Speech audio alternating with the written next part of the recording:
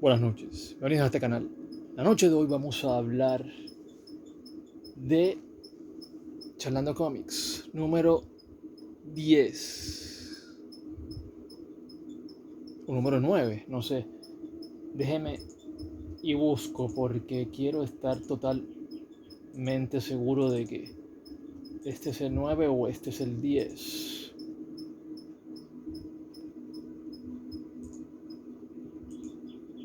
Lo que sí les digo es que,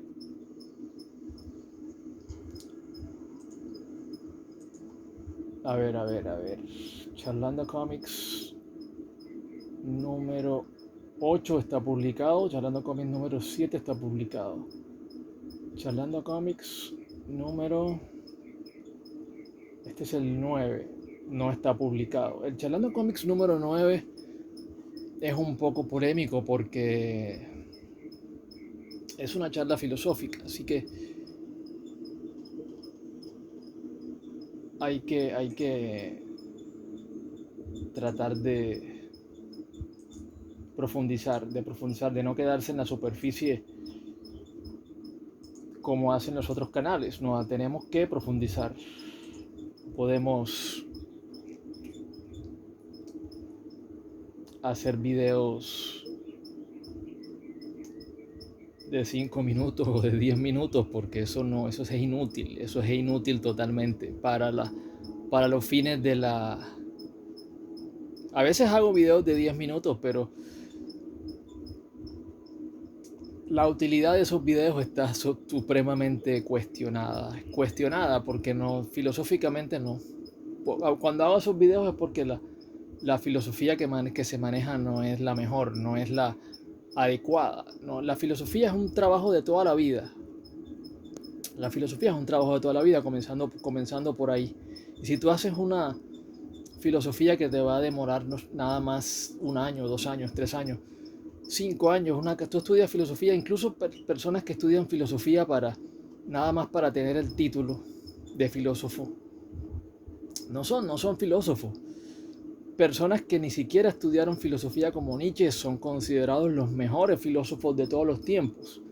¿Por qué? O uno de los mejores de todos los tiempos. ¿Por qué? Porque dedicó su vida a la filosofía sin siquiera haber estudiado a nivel académico la carrera o a nivel estrictamente académico. Entonces la filosofía es una actividad de toda la vida. Es posible de que la puedas ejercerla sin tener el título de filósofo, pero... Y veo que muchas personas lo intentan. Acá en YouTube hay muchos que intentan, que no son filósofos, que lo intentan ser filósofos, hacen su esfuerzo. Y el hecho de que lo que es que tiene que ser un esfuerzo continuado y para toda la vida. Eso no, esto es como un matrimonio que es para toda la vida, no un esfuerzo para un canal de YouTube y para unos videos en YouTube y después se acaba el tema, no. Ni para obtener unas visiones, unos visionados acá en un público.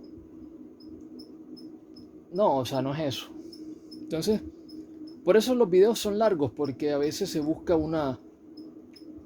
normalmente se busca en la filosofía una conversación que vaya un poco más profundo, que explore un poco más, que vaya más allá de la superficie, de las capas externas de las situaciones, de las cosas, de los problemas, de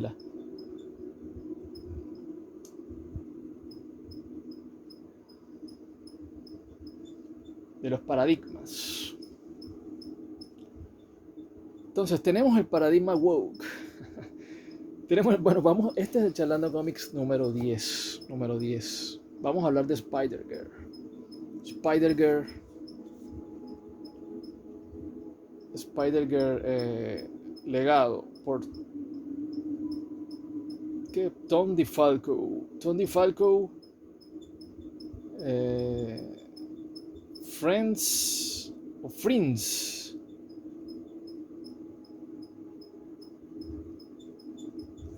Bueno, como... Y en realidad es What If. What If volumen 2. Y Spider-Girl número 1 al 7. O sea, son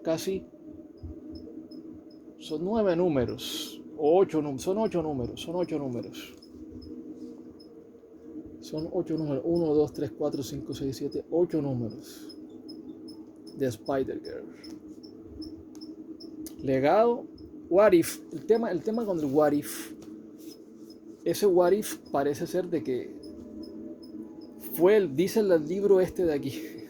Dicen ellos aquí en este libro que el What If de Spider-Girl fue el más exitoso. Fue el más exitoso y por eso le dio su serie individual a este personaje de Spider-Girl. Esto, What If significa qué pasaría si tal cosa. Es como una pregunta hipotética. Una pregunta hipotética como las que se hacen aquí en YouTube. ¿Qué pasaría si los nazis hubiesen ganado la Segunda Guerra Mundial? ¿Qué pasaría si no se hubiera lanzado la bomba atómica en Japón? Por cierto, esa es una buena pregunta. Yo recuerdo un análisis que vi que hablaba de que los japoneses tenían una confianza muy grande en hacer una guerra larga, una guerra que durara años, décadas de desgaste. ¿Por qué? Porque los Estados Unidos vivían muy lejos de Japón.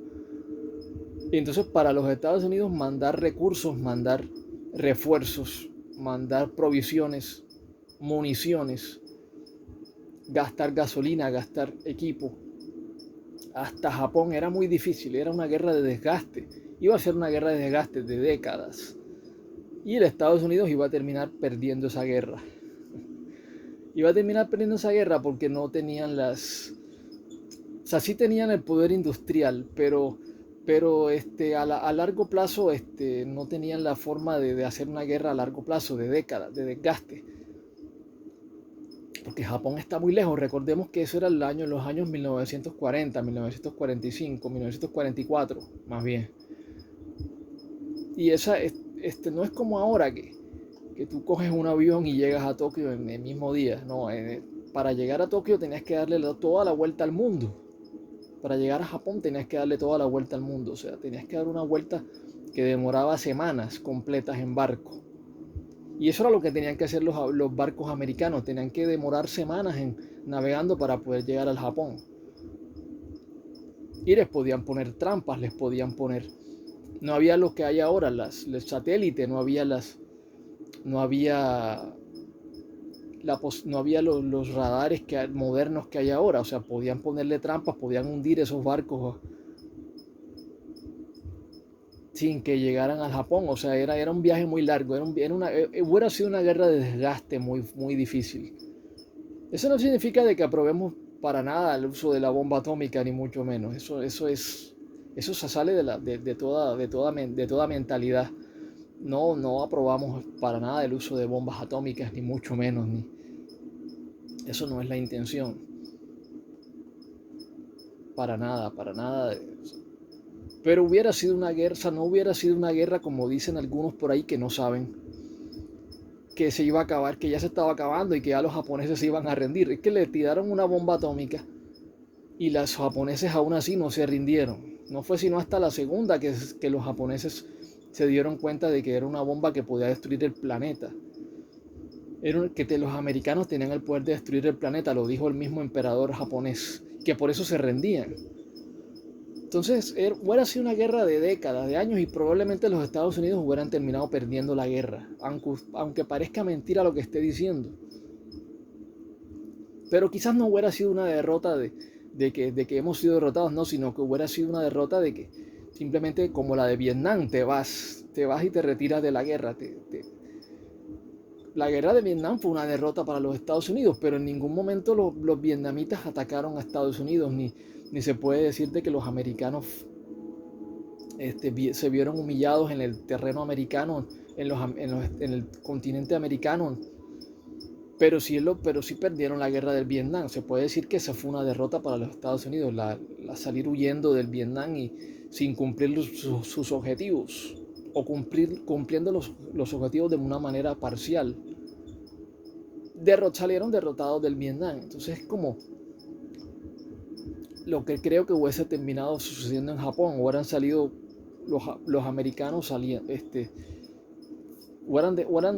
simplemente hubieran dejado esa guerra, o sea, hubieran salido huyendo del Japón, no hubieran podido tomar Japón.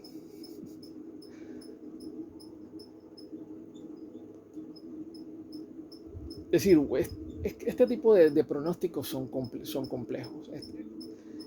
Eso no tiene nada que ver con Spider-Girl. Eso no tiene nada que ver con... Estoy haciendo solamente un paréntesis. Vamos a hablar de Spider-Girl. Hablemos de Spider-Girl.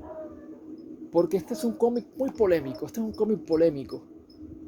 Es decir, el público de este cómic no es el público. Yo diría que uno se pregunta cuál es el público del cómic. ¿Cuál es el público del cómic? Adolescentes es la respuesta más fácil. Adolescentes. Este es el típico cómic adolescente. O sea, es el típico cómic adolescente. Yo no soy tan lector de Spider-Man. Incluso ahora mismo, digo, me leí un cómic completo de Spider-Girl, un libro completo de Spider-Girl que traen 8 de estos trade paperbacks. Me leí un libro completo de Spider-Girl yo no he leído ni siquiera 5 libros de estos, no los he leído de Spider-Man, que es el personaje histórico. De Batman sí he leído bastante. Y he leído historias completas. Me leí todo el New 52 completo, me leí el Rebirth.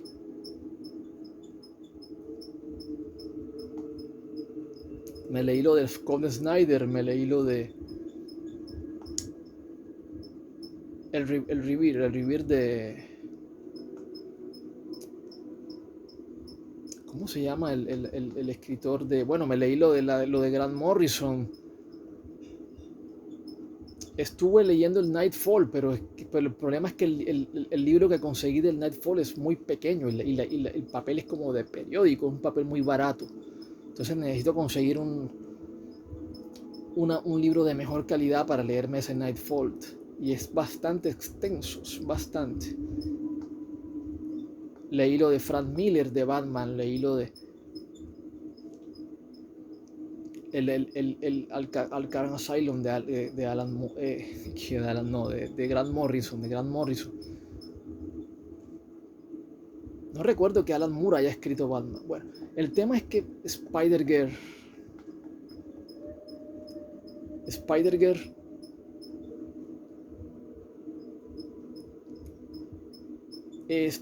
me costó trabajo, me costó muchísimo leer este cómic de Spider-Girl.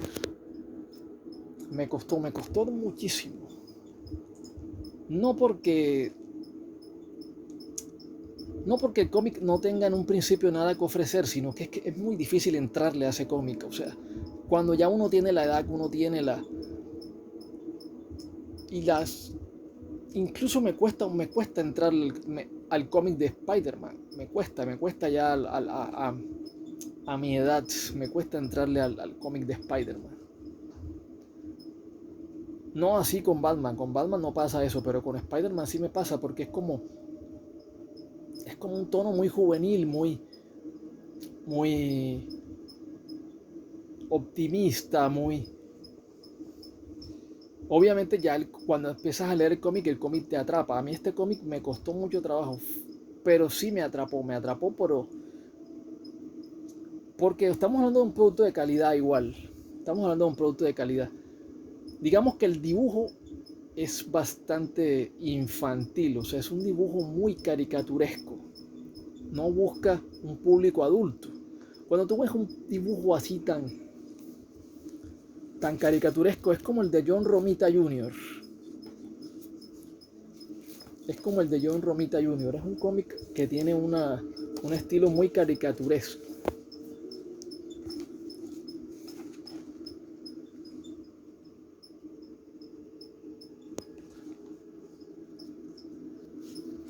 Pues sí, ¿quién iba a pensar de que Estados Unidos iba a perder la guerra de Vietnam? Yo creo que nadie. ¿Quién iba a pensar eso?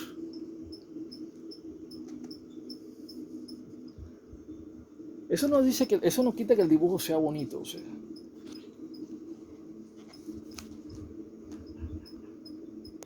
El dibujo es bonito, solo que es muy caricaturesco.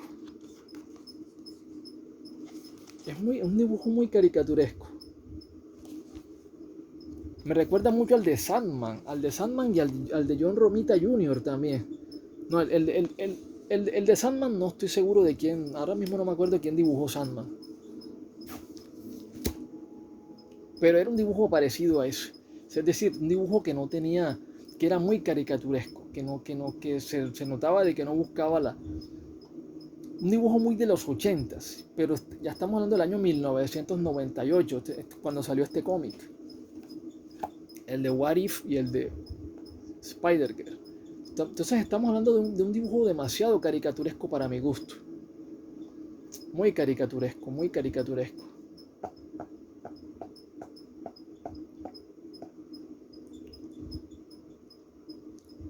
Me costó trabajo. No fue sino cuando ya tú ibas como por el libro 4, como por el trade paperback este 4, que ya tú te empiezas a acostumbrar al dibujo, más o menos. El de Spider-Girl está bien, el diseño que le dan a Spider-Girl cuando tiene el traje está bien, o sea, las poses dinámicas que ella tiene, el traje que es supremamente ajustado, se le ve bien, se le ve femenino, se ve una mujer, se ve como una mujer ya adulta, femenina, voluptuosa, además, ágil, como una gimnasta, pero mucho más voluptuosa que una gimnasta normal. Se le ve bien, o sea, cuando tiene el traje, eso es lo que yo pienso que rescata al dibujo, a este dibujo. Cuando usa el traje de Spider-Girl, se le ve bastante bien. Se le ve haciendo unas poses muy ágiles,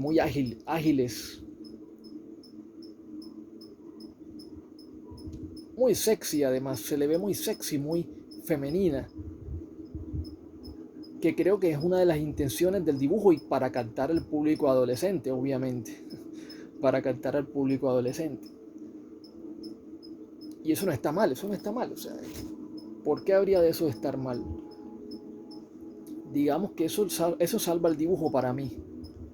El diseño de la Spider-Girl me recordó mucho al de Terry McGinnis. De Batman Beyond. Por ejemplo, vean estas. O sea, se le ven unas curvas bastante bien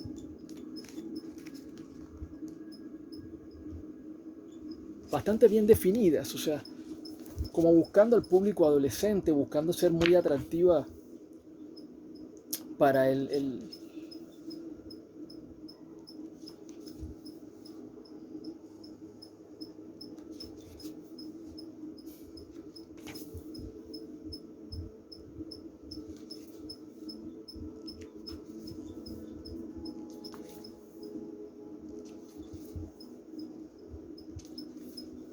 por ejemplo, vean este aquí. Aquí se parece mucho a Terry McGinnis.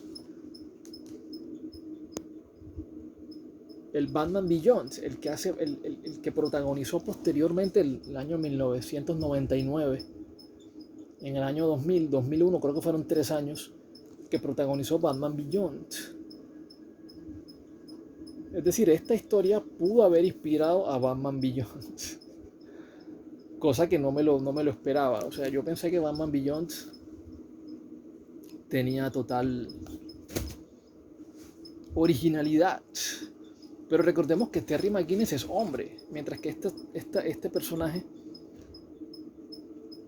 Mayday Parker, Mayday Parker, es mujer.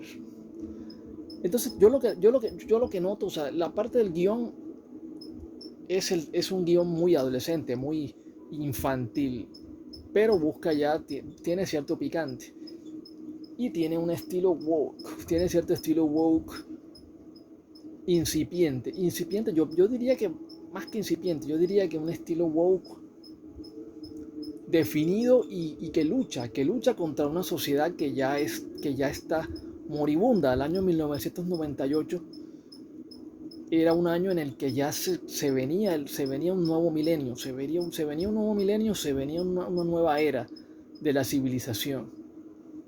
una nueva era de la civilización.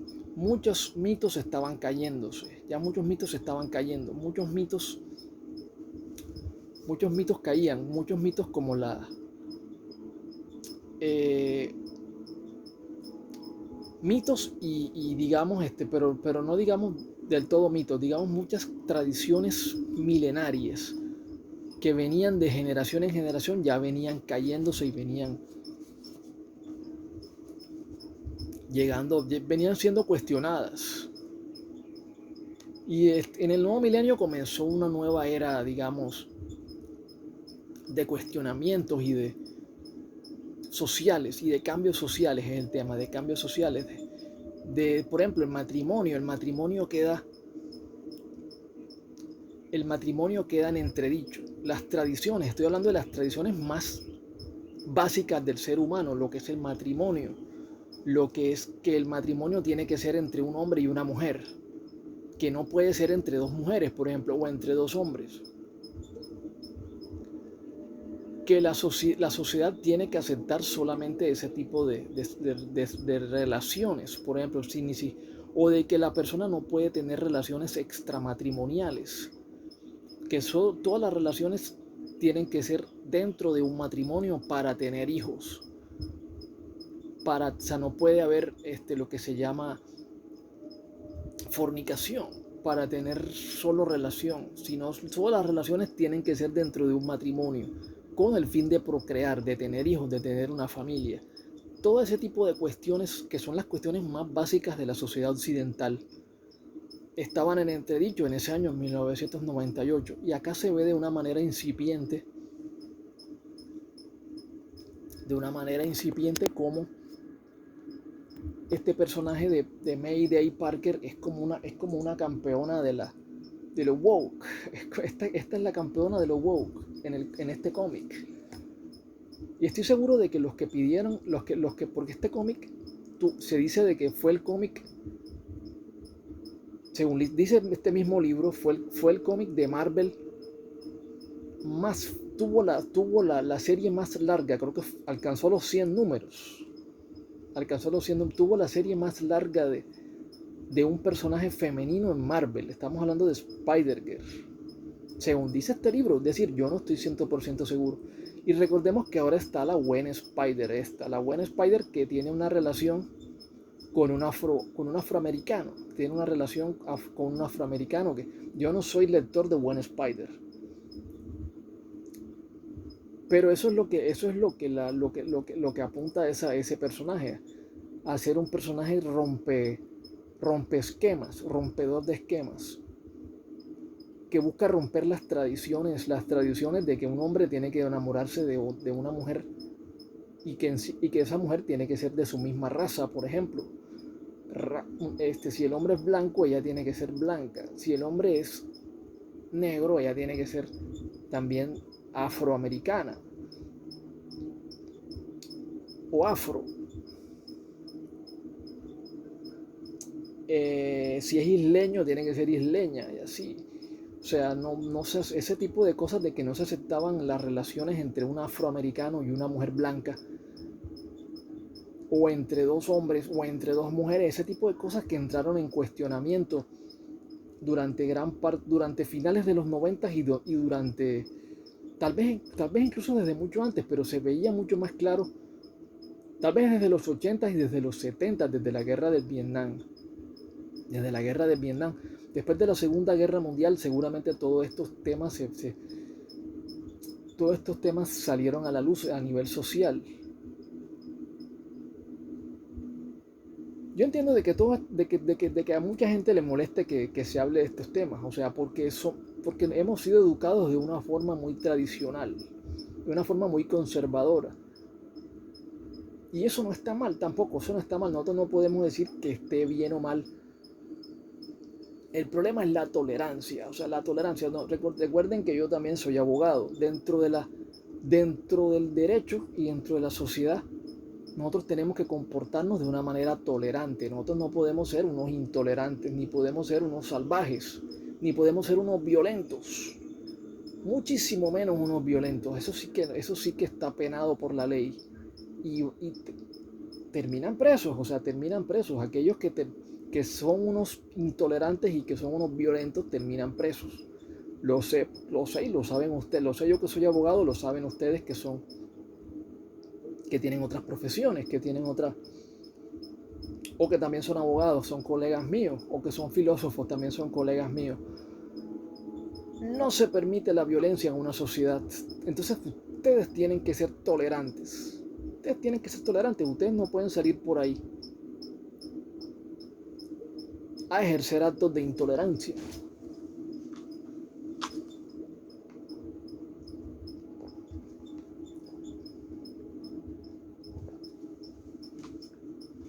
Seguramente después de la guerra del Vietnam, que Estados Unidos salió derrotada, una guerra seguramente ejercida por la derecha de los Estados Unidos, una guerra muy lejana a los Estados Unidos, muy, muy distante, que parecía que no tenía razón de ser, una guerra contra el comunismo por allá en una jungla, unas junglas por allá lejanas en Asia. Eso parecía que no tenía mucha razón de ser, de la ultraderecha americana contra unos guerrilleros por allá. Y esa derrota de los Estados Unidos le jugó un golpe muy fuerte a la derecha americana y a las tradiciones conservadoras. Seguramente desde ahí comenzaron a cuestionarse muchas de estas cosas que ya les estuve mencionando. Entonces no estoy hablando de la Gwen Spider, que es la que está de moda ahora porque no tengo ese cómic a la mano. Y aquí en esta colección no vino ese cómic. Pero vino fue este de Spider-Girl, que es otra de las que fue precursora de la Gwen Spider. Esta fue precursora de la Gwen Spider. Y a nivel cómic, esta fue más exitosa, al menos hasta donde este libro sale, que la Gwen Spider. Esta Gwen Spider ha sido súper exitosa, digamos, en los últimos 5 años. Y ha borrado del mapa a este personaje, a este Spider-Girl. Esta Spider-Girl también es una hija del What If. ¿Qué pasaría? ¿Qué sucedería si una cosa? Es decir, este personaje no es canon. No es canon del universo Marvel, sino que es como de un universo alterno, un universo alternativo, del multiverso, del Spider-Verse. De ese mismo Spider-Verse es de donde viene el Miles Morales, que es el Spider-Man afroamericano, y de donde viene la Gwen Spider, que es la Spider-Man esta rubia que se enamora del afroamericano. Seguramente ahí tienen una relación que no es tradicional y que hasta los 90 no sucedía. Bueno, el Cloak and Dagger de 1984, como yo les contaba antes, ya mostraba una posible relación, porque hasta donde yo leí no se profundizó demasiado si había una relación a nivel ya sexual entre estos dos, entre Cloak y Dagger, pero lo más probable es que sí. Pero como era el año 1984 y eso seguramente no se mostró, no se profundizó demasiado. Yo les comenté en video anterior que Cloak and Dagger no profundizaba demasiado en ese tema de sexualidad, de la religión, o sea, mostraba, te daba como el teasing, te provocaba, pero que no te mostraba la profundidad del asunto. Eso lo dije yo con Cloak and Dagger, pero digamos que con esta Spider-Gwen ya se ve que se va a mostrar ya una relación ahí clara entre esos dos, entre Miles Morales y la Spider-Gwen. Pero yo no, como les digo, yo no he leído a ese personaje de Spider-Gwen, ni estoy hablando de ese personaje, estoy hablando de Spider-Girl, que es Mayday Parker. Este personaje es es la primera hija, por eso seguramente está en esta colección. Es la primera hija de estos cambios sociales que se vendrían en el año 2000 en adelante, en el nuevo milenio, en el siglo XXI. Y recuerden, hay que pensar como personas del siglo XXI, no importa si venimos del siglo XX, si venimos del siglo XIX, si venimos del siglo XVIII. Hay personas que parece que vienen del siglo XVIII, XIX, son súper conservadoras. Pero el mundo ha cambiado, el mundo no es el de 1990, el del siglo XX, ya el mundo es otro. Estados Unidos fue derrotado en la guerra del Vietnam. Cayó el muro de Berlín, Estados Unidos perdió a su gran adversario y ya no puede estar buscando tanto armamentismo. La carrera armamentística terminó cuando Estados Unidos logró desintegrar a la Unión Soviética en el año 1989, por allá.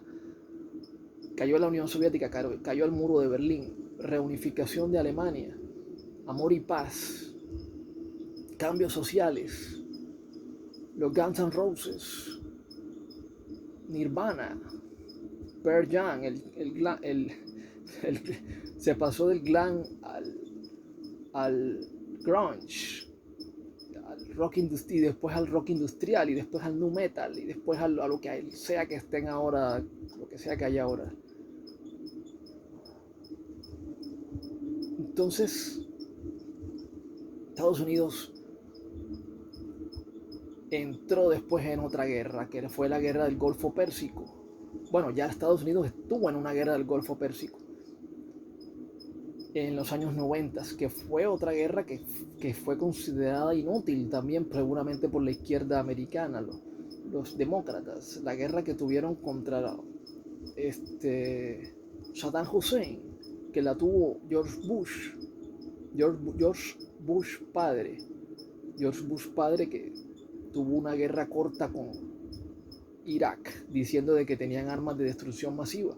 Después Clinton yo creo que terminó esa guerra, pero después de Clinton hubo un escándalo con Clinton, ¿no? Escándalo de Mónica Lewinsky, y después Clinton perdería con George W. Bush, o la presidencia. Los demócratas perdieron después de ese escándalo de Lewinsky, perdieron con George W. Bush, republicano, que volvió y le hizo la guerra al Irak y al Medio Oriente, a Afganistán. Guerra que terminaría Obama después con el asesinato de Osama, con la captura y ejecución, como le quieran llamar, ejecución, asesinato, captura, fusilamiento, linchamiento, no sé qué fue, no se sabe, porque no mostraron ni las imágenes, ni mostraron fotos, ni nada, ni pruebas, ni nada, de lo que fue Osama Bin Laden, que fue destruido por Estados Unidos, y el Estado Islámico, todo ese tema de Al Qaeda. Entonces Estados Unidos se puede decir que salió triunfal de esa guerra de Afganistán, o hace poco se fueron de ahí, salieron de ahí de una manera bastante aparatosa de Afganistán. Pero en Irak todavía sigue la influencia, obviamente. En Irak, que es un lugar supremamente petrolero del Golfo Pérsico. Obviamente ahí sigue Estados Unidos. Y entonces tenemos haciendo un resumen, y ahora tenemos este conflicto en Rusia, donde Estados Unidos está involucrado de una manera bastante peligrosa, bastante que parece que reviviera la Guerra Fría. Parece que la Guerra Fría está naciendo de nuevo, está mostrándose, apareciendo de una manera peligrosa, de una manera, una enemistad que venía de varias décadas atrás, pero que revive y que se muestra que siempre ha habido un resentimiento entre Occidente y Oriente, y una situación que se ve que será y que es muy peligrosa y muy para los Estados Unidos, considerando lo que podría ser un arma de destrucción masiva, un arma nuclear. Una sola arma de esas que estalle y que ya sería una tragedia de proporciones cataclísmicas. Una sola de esas armas la pandemia que hubo, que también fue una pandemia muy extraña, donde se ha acusado de que ha habido la mano de un ser humano o de un laboratorio para la creación de esta situación que hemos tenido y que todavía tenemos. Muy extraña, repito, una pandemia muy extraña. La aparición ahora de naves extraterrestres, la aparición de testimonios, no ahora, o sea, eso se supone de que ya fue hace varias décadas atrás. Pero todo esto que aparece ahora es como muy extraño, o sea, ¿por qué ahora? ¿Por qué de esta manera? ¿Por qué esto se hace público de esta manera? O sea, todas estas cosas que están ocurriendo, ¿será que descubrieron la forma de crear un agujero negro, de crear una nueva bomba con un agujero negro,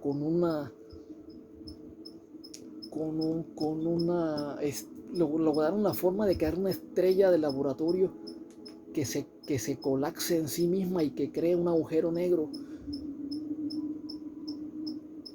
y se necesita un permiso especial del Congreso para que el Congreso dé una aprobación para revisar lo que sería un agujero negro, o sea, y no pueden darlo a la opinión pública. O sea, todas estas cosas son cuestiones en medio de esta guerra con Ucrania, que hay en Ucrania, en medio de amenazas nucleares.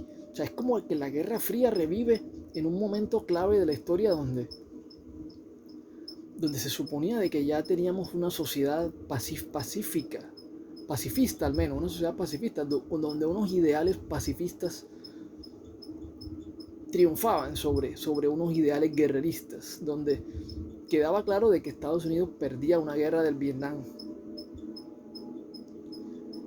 y donde ahora tenemos que Estados Unidos no interviene directamente en los conflictos por esa guerra del Vietnam que perdió, pero que intervino en Irak, en Afganistán, que tuvo lo que ellos llamaron no fue una guerra como tal, no fue una guerra, fue como una intervención.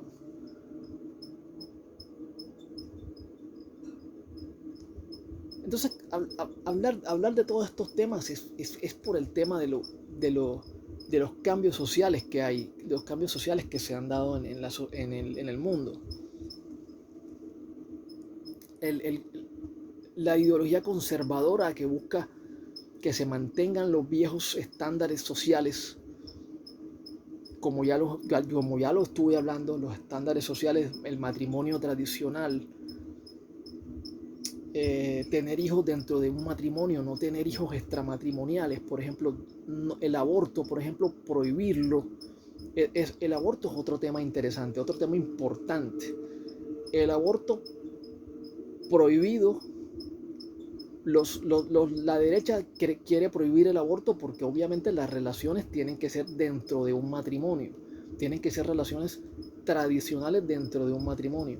En cambio, la izquierda quiere legalizar el aborto porque la izquierda está a favor no de matrimonios tradicionales, sino de relaciones abiertas y de quitarle la importancia al matrimonio, de que uno no debe tener relaciones para tener hijos solamente, sino para conocer a la otra persona, para disfrutar de la vida, la vida es corta, ese tipo de cosas de que la vida es corta, de que hay que disfrutarla, eso es muy de la derecha, muy de la izquierda, eso de que la vida es corta, de que hay que disfrutarla, eso es muy de la izquierda, de que hay que conocer el mundo, hay que viajar, eso es muy de la izquierda, muy del liberalismo, del liberal. En cambio, cuando tú escuchas esas frases de que hay que defender nuestra tierra, de que hay que defender nuestros valores, hay que defender nuestras tradiciones, de que lo más importante es nuestro país, eso es muy de la derecha, muy del conservatismo. Entonces, tenemos todas estas ideologías que confluyen. Yo no estoy diciendo de que todo esto confluya en el cómic de Spider-Girl. De hecho, el cómic de Spider-Girl es un cómic que es muy superficial, pero que al mismo tiempo te está bombardeando con una ideología de género muy potente. O sea, este es un cómic donde La mujer busca hacer todo, o sea, busca liberarse, busca ser la heroína, busca ser ella la que elija la pareja. No es el hombre el que elige a la mujer, sino es la mujer la que elige al hombre. Eso básicamente te lo dice este cómic. Recordemos que tradicionalmente ha sido el hombre el que elige a la mujer con la que se quiere casar. Pero en este cómic ya te están diciendo de que no. Es la mujer la que elige al hombre con la que ella se quiere casar.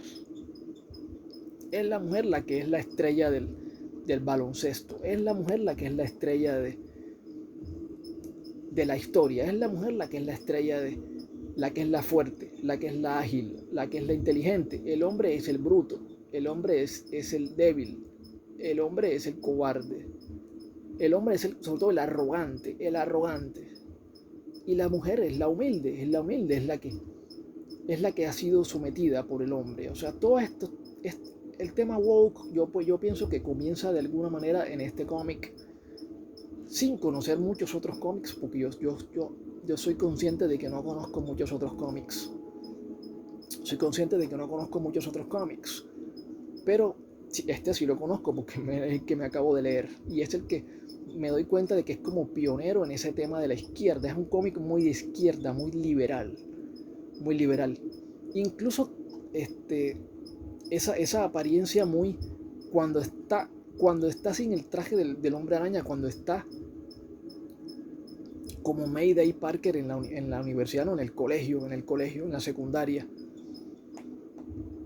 En el college, no, en la secundaria está en este personaje de Mayday. Es un personaje que es muy andrógeno, o sea, que parece un muchacho, tiene el pelo corto, como ya les mostré.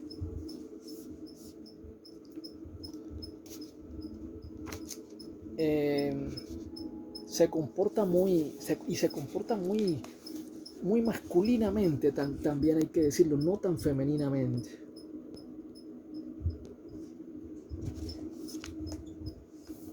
Es cuando se pone el traje de Spider-Girl que el personaje se ve femenina, se ve mucho más femenina, pero cuando está de los niveles tradicionales de lo que es la femineidad, obviamente.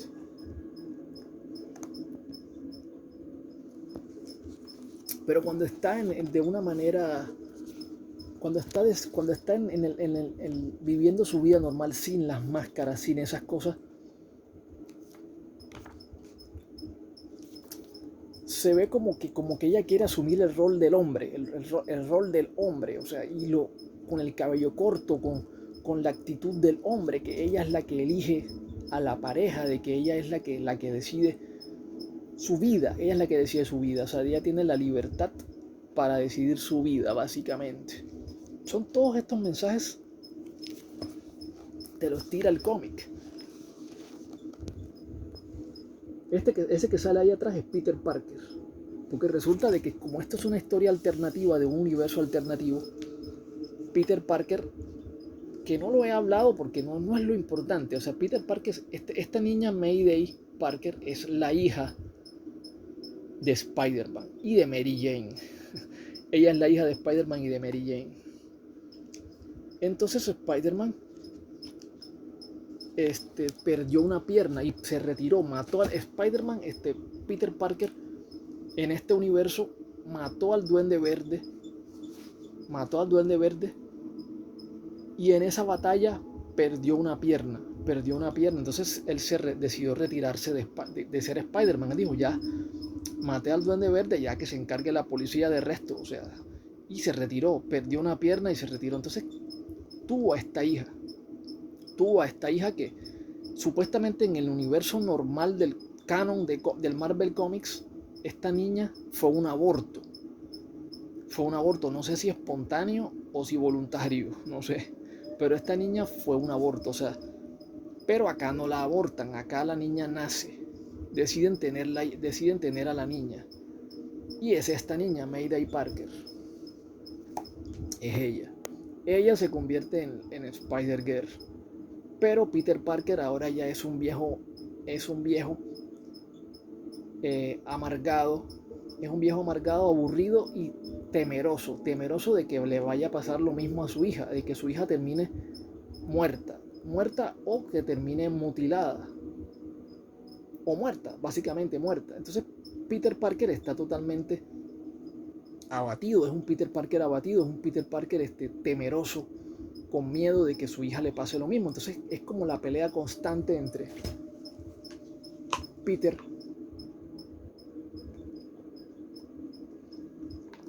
y Mary Jane.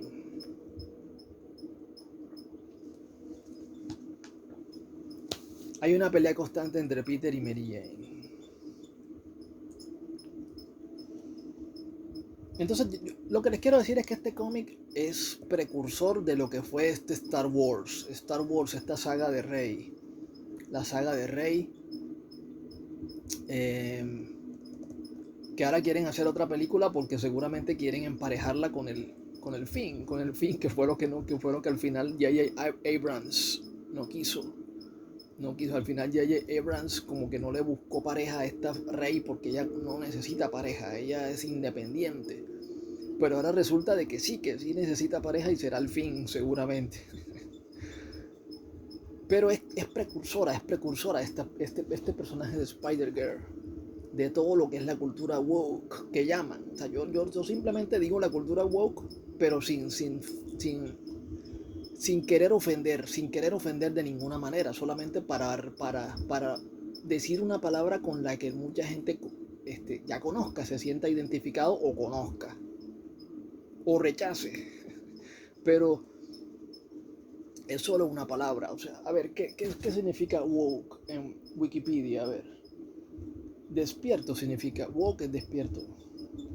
Es un término que, originado en los Estados Unidos, inicialmente se usaba para referirse a quienes se enfrentan o se mantienen alerta frente al racismo. Se enfrentan o se mantienen alerta frente al racismo. Posteriormente llegó a abarcar una conciencia de otras cuestiones, de desigualdad social, por ejemplo, en relación con el género y la orientación sexual. Desde finales de la década del 2010 también se ha utilizado como un término general para los movimientos políticos progresistas o de izquierda. Lo que yo les conté, el progresismo, la izquierda, que alegan enfatizar la política identitaria de las personas LGBT, de la comunidad negra y de las mujeres. Bueno, yo no quiero llegar más allá con esta crítica. Yo pienso que aquí está bien. Quiero dejarla ahí. Y mi mensaje final es que el mundo ha cambiado. El mundo no es lo mismo que era en 1990. El mundo ha cambiado. La izquierda, el progresismo como dice valga la redundancia, ha progresado. El progresismo ha progresado. Uno no puede ser el mismo que era en los 90s. Porque te quedas anacrónico. O sea, tú puedes ser el mismo, pero te vas a encontrar con un muro. Y eso es lo que está pasando con muchos youtubers. Muchos youtubers que yo seguía desde los 90s. Y ustedes me van a decir, pero en los 90s no había YouTube. En los 90s no había YouTube, pero yo los seguía.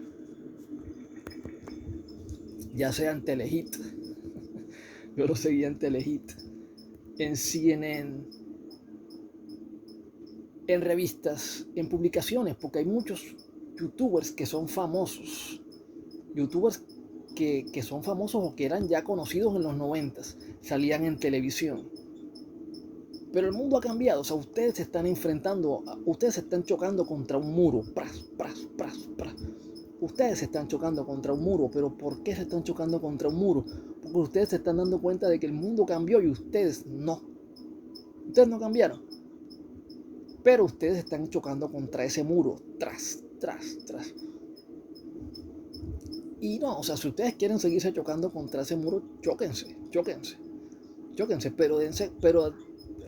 Pero hay que darse cuenta de que el mundo ya no es el mismo. Por eso está ese muro ahí.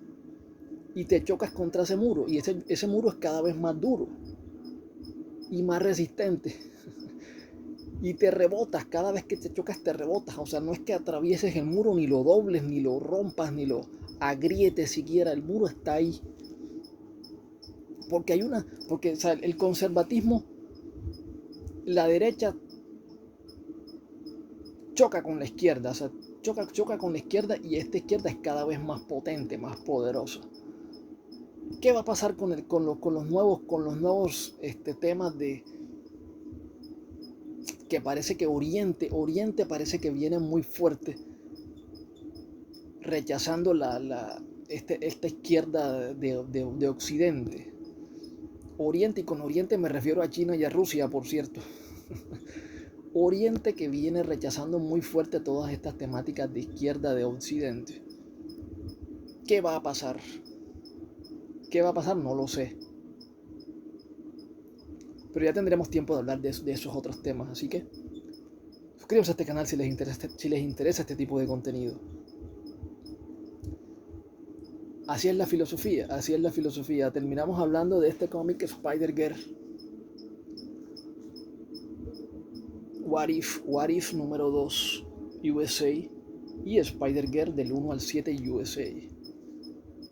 Aparentemente un cómic de los cómics más exitosos de la historia de Marvel, de universos alternativos. Obviamente el universo normal canon es el universo donde está Spider-Man, pero ya vemos que todas estas películas de What If, como del Spider-Verse, ya están triunfando. Ya tenemos a ese Miles Morales que no es el Spider-Man tradicional, ni mucho menos, ni tampoco la Spider-Gwen es la Spider-Man tradicional. Y están triunfando, o sea, entonces ese es el muro que yo digo que ustedes se están enfrentando, porque tú vas contra una Spider-Girl, tú vas contra un Spider-Gwen, tú vas contra un Miles Morales y te encuentras contra un muro. Te golpeas contra ese muro, porque esos no son los tradicionales Spider-Mans, o no es el universo tradicional de Spider-Man, no es Peter Parker, no es la tradicional relación entre Spider-Man y Mary Jane. Ni siquiera aparece la Gata Negra, ni siquiera aparecen otros personajes. Y ese es el muro, o sea. Entonces espero que les haya gustado este video. Suscríbanse a este canal si les gusta este tipo de contenido y hasta la vista.